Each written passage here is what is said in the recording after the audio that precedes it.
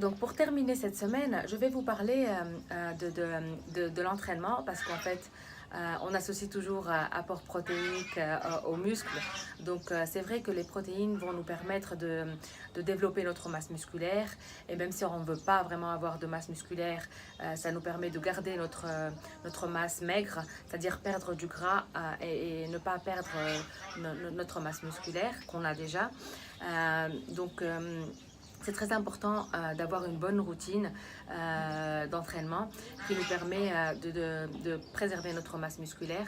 Faire que du cardio training, ça peut donner des résultats sur le court terme, mais sur le long terme, ce n'est pas vraiment conseillé pour la longévité, avoir une composition corporelle idéale et pour perdre du poids. Parce que ça permet de perdre au début, mais après le corps il va avoir un set point plus bas. Donc vous allez pour le même effort le plus brûler autant de calories, donc ça sert à rien, c'est pas ce qu'on veut.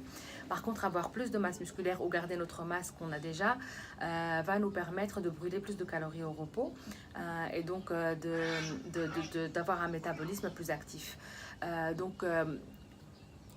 En résumé, pour commencer, ce que je vais vous dire, soulever des poids. Faites de la musculation, ça ne veut pas dire soulever des poids énormes. Chacun à son niveau, mais il faut vraiment intégrer la musculation et le travail de renforcement dans votre routine d'entraînement. Je vais vous expliquer tout ça. Donc, d'abord, les raisons pour lesquelles il faut soulever des poids, c'est parce que ça permet de perdre du gras plutôt et de garder la masse musculaire, comme je viens de dire. Ça permet d'avoir une silhouette plus ferme.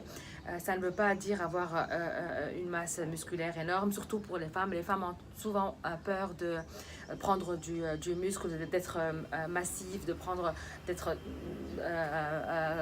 comme un homme, si je peux dire ça. Alors, je peux vous dire par expérience que ça demande beaucoup d'efforts de nutrition et des heures à la gym pour une femme de prendre du muscle.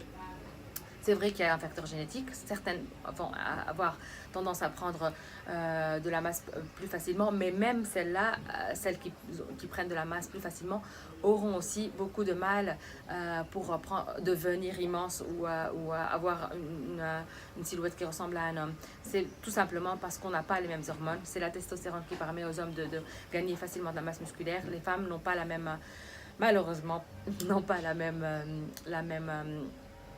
mêmes hormones qui leur permettent de prendre du muscle facilement. Donc soulever des poids ne va pas vous donner une silhouette massive. Au contraire, ça va juste vous permettre d'être plus ferme. Ça a beaucoup de bénéfices sur la santé. Donc ça va diminuer le risque d'ostéoporose. Ça va avoir aussi un meilleur impact sur la gestion du glucose, si je peux dire, c'est-à-dire améliorer votre sensibilité à l'insuline, vous permettre de mieux utiliser votre glucose sanguin. Ça va vous permettre aussi d'avoir une meilleure humeur. Pareil que la cardio, c'est-à-dire on sait que courir ou faire une séance de cardio training va nous mettre de bonne humeur par la production d'endorphines, et bien faire de la musculation, ça a exactement le même effet. Ça va aussi avoir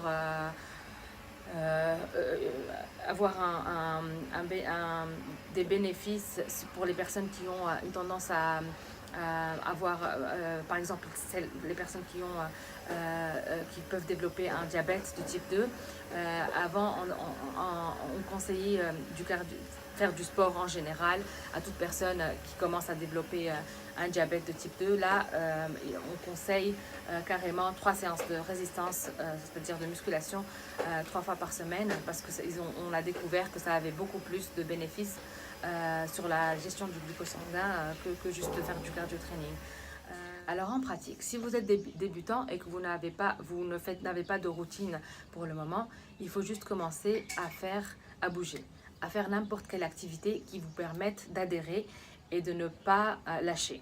C'est-à-dire choisissez n'importe quelle activité qui soit accessible, qui ne vous prenne pas beaucoup de temps dans votre journée et que vous êtes sûr que vous allez pouvoir garder cette routine 3 fois par semaine. C'est très important de choisir une activité que vous aimez et qui va vous permettre d'adhérer. Donc, que ce soit courir, que ce soit aller à des séances de groupe, que ce soit aller à la gym qui est juste à côté de chez vous et faire un mélange des deux, choisissez une activité que vous pouvez adhérer et que vous pouvez faire 3 fois par semaine. Une fois vous avez l'habitude et vous prenez l'habitude de faire cette activité 3 fois par semaine, vous pouvez passer à un niveau supérieur. C'est-à-dire, si vous avez le temps de faire que 3 séances par semaine, faites que 2 séances, soit des séances de musculation, de renforcement, des séances avec le poids, quelles que soient même des séances de groupe avec du poids, et puis une séance d'entraînement aérobique, course à pied, vélo, marche, n'importe quelle activité aérobique. Après quelques mois d'activité régulière, idéalement, vous devez passer à 5 fois par semaine. Si vous arrivez à faire 5 fois par semaine de l'exercice régulièrement, idéalement, 3 séances sont consacrées à la musculation, soulever des poids, et puis 2 séances aérobiques. Alors, c'est la routine idéale en fait à avoir sur le long terme. Vous pouvez garder ça à vie, varier, choisissez des séances qui vous attirent et that you enjoy doing, qui vous amuse, je sais pas comment dire ça, mais donc n'importe quelle activité qui soit en même temps fun, c'est-à-dire que vous aimez faire et puis qui vous permettent de soulever des poids et de faire de l'aérobic. 3 fois par semaine de muscu, 2 fois par semaine d'aérobic. Vous pouvez garder cette routine à vie. Si vous voulez, si vos résultats stagnent, vous ne voyez plus, vous voulez plus de progrès, ou votre composition corporelle n'est pas idéale à votre avis, là, soit demandez à un coach de vous donner un programme bien structuré, parce qu'en fait, comme tout, le corps il s'adapte. Quand vous faites la même activité pendant longtemps et que cette activité n'est pas structurée de façon à être progressivement modifiée, le corps il s'adapte et il se dit pourquoi je vais faire plus d'efforts à construire plus de muscles ou à perdre du gras alors que je vais avoir à faire à la même chose. Donc il faut challenge, il faut changer la structure de l'entraînement très régulièrement, toutes les 4 à 6 semaines, pour que le corps continue à progresser. Si vous êtes à un stade où vous êtes content de votre corps, eh ben, vous pouvez garder la même routine, pas la peine de changer. Mais sinon, pour plus, si vous stagnez pendant longtemps, pour avoir plus de résultats ou pour affiner ce que vous avez déjà, demandez un conseil à un coach qui vous orientera plus sur la modification de votre programme pour arriver à votre objectif. Donc voilà, bouger, c'est la première étape. Ayez une routine, 3 fois par semaine minimum. Deuxième étape, soulevez des poids au moins 2 fois par semaine. Si vous arrivez à faire tout ça, l'étape suivante, c'est 5 fois par semaine. 3 fois par semaine soulever des poids, 2 fois par semaine cardio training. Et puis voilà. Bon courage!